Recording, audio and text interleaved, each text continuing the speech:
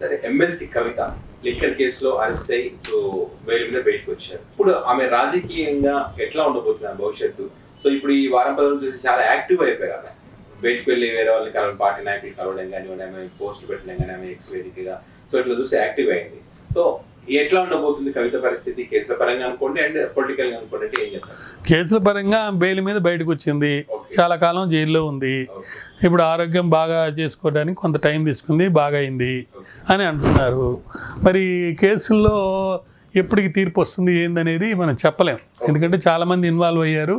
చాలా పెద్ద కేసు, దాన్ని అంత త్వరగా తీర్పు వచ్చేటట్టుగా చేయరు. దాన్ని అడ్డం పెట్టుకొని ఆమ్ ఆద్మీ పార్టీని సర్వనాశనం చేసేదానికి నేషనల్ లెవెల్లో, ఇంటర్నేషనల్ లెవెల్లో చాలా ప్రయత్నాలు జరుగుతున్నాయి.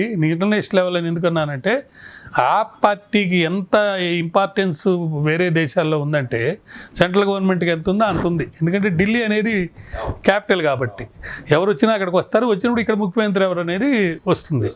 సో ఇంటర్నేషనల్గా ఆ పార్టీని ఖతం చేయడానికి ఈ లిక్కర్ కేసు అనేది బాగా దొరికింది. ఇప్పుడు చాలా జాగ్రత్తగా మిగతా కేసుల్లో వాళ్ళు జాగ్రత్త పడుతున్నారు. దీన్ని అడ్డం పెట్టుకొని ఆ ఫైట్ జరుగుతుందని ఒక మినిస్టర్ కూడా ఇప్పుడు మారి వెళ్ళిపోయాడు. సో దాంట్లో ఇరుక్కున్న ఈమె లీగల్గా బయటపడద్దు ఇప్పుడల్లా అని మనం చెప్పలేం. కానీ ఒకటైతే వాస్తవం, ఆ కేసులో ఆమె మీద చేసిన అభియోగానికి సంబంధించి ఆమెకి డైరెక్ట్గా లబ్ధి పొందినట్టు అంటే మానిటరీ కన్సిడరేషన్స్ ఆమె అకౌంట్లోకి పోవటం కానీ, ఆమెకు అందినట్టుగా చేరినట్టుగా క్లియర్ కట్ ఎవిడెన్స్ అనేది దాంట్లో కనపడుతున్నట్టుగా అనిపించదు. ఈవెన్ డిప్యూటీ ఉప ముఖ్యమంత్రి సిసోడియాకి సంబంధించి కూడా సుప్రీంకోర్టులోనే ఆ పాయింట్ అడిగారు.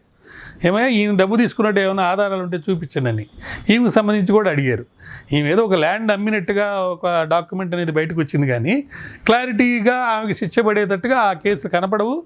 ఓవరాల్గా కూడా 2.5% 5% కేసు, అంటే 100 కేసులు పెడితే 5 కేసుల్లోనే శిక్షలు పడుతున్నాయి PLMA కేసులు. కాబట్టి లీగల్గా ఆమె మీద ఏదో జరగబోతుంది. అప్పుడంటే ఏంటంటే రాజకీయంగా లబ్ధి పొందడానికి ఆ కేసును అడ్డం పెట్టుకుని ఆయన అరెస్ట్ చేసి లోపల పెట్టి ఒక విధంగా చెప్పాలంటే బీఆర్ఎస్ పార్టీని లొంగ తీసుకున్నారని చెప్పేది ఒక చరిత్ర. ఇప్పుడు ఇక రాజకీయంగా వస్తే ఈమె చాలా తీవ్రంగా నేషనల్ లెవెల్లో అమెరికా ఆదాని సంబంధించిన కేసుని ఆధారం చేసుకొని మాట్లాడటం జరిగింది. లంచం కుంభకోణంలో గౌతమ్ ఆదానీని ఎందుకు మీరు అరెస్ట్ చేయటం లేదు? అమెరికాలో న్యాయవాదులు ఛార్జ్షీట్లో అభియోగం చేశారు కదా, లంచాలు ఇచ్చాడని చెప్పి క్లారిటీ వచ్చింది. 2,250 కోట్ల ఎంతో, దాంట్లో కొంత డబ్బు జగన్కి ఇచ్చారని. మరి ఇటువంటప్పుడు ఎందుకు మీరు ఈ సెంట్రల్ గవర్నమెంట్కి ఈ నేపథ్యంలో ఆయన ఎందుకు అరెస్ట్ చేయలేకపోతున్నారు?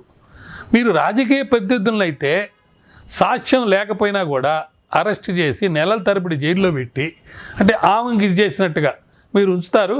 అదే గౌతమ్ ఆదాని పదే తీవ్ర ఆరోపణలు ఆయన మీద వచ్చినా కూడా మరి స్వేచ్ఛగా నడుచుకుంటూ ఎందుకు తిరుగుతున్నాడు, మీరు ఏం చేస్తున్నారని చెప్పి ఆమె చెప్పడం జరిగింది.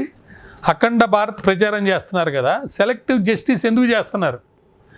ఎందుకు న్యాయాన్ని అందరికీ సమానంగా అందించడం లేదని చెప్పి ఆమె ఒక అడుగుతుంది చాలా క్లారిటీతోటి.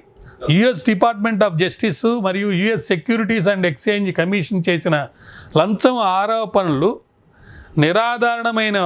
నిరాధారణమైనని ఆదాని గ్రూప్ ఖండిస్తుంది.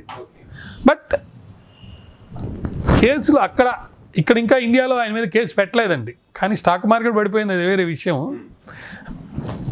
ఇంత తీవ్రమైనటువంటి ఆరోపణలు వచ్చి ఇంత స్టాక్ మార్కెట్ పడిపోయి లంచాలు ఇచ్చాడు ఇక్కడ నాయకులకి అని చెప్తున్నప్పుడు అలిగేషన్స్ కూడా పక్కన పెట్టి అసలు ఆయన మీద కేసే రిజిస్టర్ కాకుండా ఉండటం వల్ల దాన్ని ఒక సీరియస్ ఇష్యూగా తీసుకొని తన రాజకీయ ఎంట్రీకి రెండోసారి అంటే జైల్లో నుంచి బయటకు వచ్చిన తర్వాత దీన్ని ఆమె వాడుకొని మరి సీరియస్గా తను ముందుకు వస్తుంది. అంతేకాకుండా ప్రజలకి సేవ చేసేదానికి భాగంగా మరి కొంతమందికి బాగలేకపోతే అక్కడికి వెళ్ళి ట్రీట్మెంట్ విషయం కానీ, వాళ్ళకి జరిగిన అన్యాయం గురించి కానీ మరి తెలుసుకొని ప్రయత్నం చేసింది. ఆదాని కేసులో కేవలం ఆదాని ఒక్కడి మీదనే కాదండి, చాలామంది భారతీయ ఎగ్జిక్యూటివ్లని అంటే జగన్ లాంటి వాళ్ళు కూడా అనుకోవచ్చు. లంచం మరియు మోసపూరిత పథకంతో అమెరికన్ ఇన్వెస్టర్స్ లేకపోతే అమెరికన్ బ్యాంక్స్ని మోసం చేశారని చెప్పి ఒక సీరియస్ ఎలిగేషన్ అనేది ఛార్జ్షీట్లో న్యాయవాదులు చేశారు. మరి యునైటెడ్ స్టేట్స్ డిస్ట్రిక్ట్ కోర్టులో ఈస్టర్న్ డిస్ట్రిక్ట్ ఆఫ్ న్యూయార్క్లో 5 కౌంట్ క్రిమినల్ నేరారోపణలు చేశారు. అయితే ఇప్పుడు ఆ డబ్బు లంచం ఇచ్చింది ఇక్కడ ఇండియాలో 2250 కోట్లు. మరి ఇండియన్ కోర్ట్స్ ఎందుకు కేసు రిజిస్టర్ చేయలేదు? ఈమె ప్రశ్నిస్తుంది. అంటే నేషనల్ లెవెల్లో ప్రశ్నిస్తుంది, కానీ అది ఇంటర్నేషనల్ లెవెల్లో ఒక ప్రొజెక్షన్ అయితే వచ్చింది. ఈమె ఇంటర్నేషనల్ లీడర్గా ఎందుకు ఈమెను కన్సిడర్ చేస్తున్నారంటే, జాగృతి సంస్థతోటి తెలుగు అంటే తెలంగాణ కల్చర్ బతుకమ్మ అనుకోండి, ఇంకోటి అనుకోండి, దాంట్లో ఇంటర్నేషనల్ లెవెల్లో ప్రొజెక్ట్ చేయగలిగింది ఈమె. ఒక లీడర్గా మంచి పేరు ప్రఖ్యాతలు సంపాదించుకుంది. దాంతోపాటు ఒక ఎంపీ ఎమ్మెల్సీగా చేసింది. ముఖ్యమంత్రి కూతురు. బీఆర్ఎస్కి కేసీఆర్ని మరిపించే ఒక నాయకుడు కావాలి. ఇప్పుడు ఆ నాయకుడు కేటీఆర్లో చూడలేకపోతున్నారు. మరి ఇంకొక ఎంపీ సంతోష్ రెడ్డి లాంటి ఆయనలో కూడా చూడలేకపోతున్నారు. ఇక్కడ స్త్రీ, మరి స్త్రీనే కాకుండా ఈమె ఇప్పుడు నేషనల్ లెవెల్లో ఏ విధంగా ప్రియాంక గాంధీ ప్రొజెక్ట్ అయ్యి వచ్చిందో, మహారాష్ట్రలో గెలిచారు.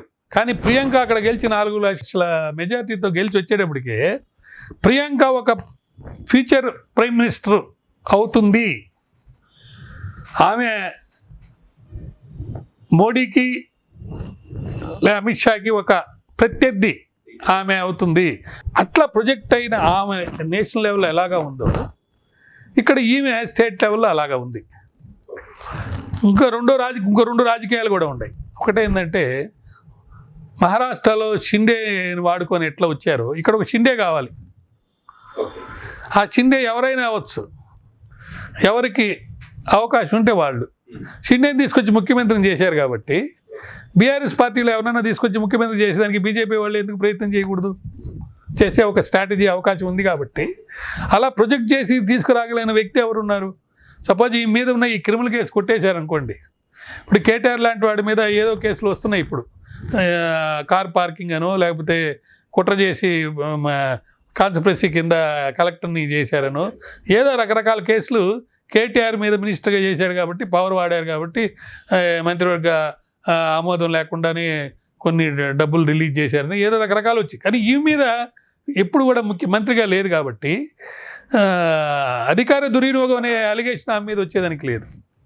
ఈ ఒక్క కేసు తప్ప అదర్వైజ్ ఆమె చాలా స్ట్రాంగ్. ఈ ఎంపీగా ఓడిపోవడం తప్ప ఇంకేముంది ఆమె మీద. కాబట్టి ఆమెకి ఫ్యూచర్ ఉంది, అవకాశం ఉంది. అరెస్ట్ అయిన వాళ్ళంతా ముఖ్యమంత్రులు అయ్యారు. మనం ఇందాక చెప్పుకున్నాము, చంద్రబాబు నాయుడు కానీ, జగన్ కానీ, లేకపోతే రేవంత్ రెడ్డి కానీ, ఇంకా చాలామంది ఉన్నారు అట్లా అరెస్ట్ అయ్యి ముఖ్యమంత్రులు అయిన వాళ్ళు. ఇప్పుడు మన ఇండియాలో ఎట్లా అంటే సింపతి, అరెస్ట్ కాకపోతే ఎవరైనా తప్పు చేస్తే కాలేదు అని అంటారు ప్రజలు. అరెస్ట్ అయ్యి లోపల పెడితే ఉంచాల్సింది ఇంక రోజుల కంటే ఎక్కువ ఉంచితే, చూడు అరెస్ట్ చేశారు తొందరగా ఎందుకు కేసు నడపడం లేదు అని చెప్పి ఇన్నోసెంటో కాదో ప్రూవ్ చేయాలి కదా. మరి ఆయన ఉప ముఖ్యమంత్రి ఢిల్లీలో అన్ని రోజులు ఎట్టబెట్టారు కేసులు జరపకుండా అని సుప్రీంకోర్టే అడిగింది. సో ఎక్కువ ఛాన్సెస్ ఈమెకి ఒక స్టేట్ లెవెల్లో ముఖ్య లీడర్గా అయ్యేదానికి అవకాశం ఉంది. భవిష్యత్తు ఇంకా చిన్న వయసే కాబట్టి భవిష్యత్తు చాలా ఉంది. దాంట్లో ముఖ్యమంత్రి అయ్యే అవకాశం కూడా ఉన్నట్టుగా నాకు అనిపిస్తుంది.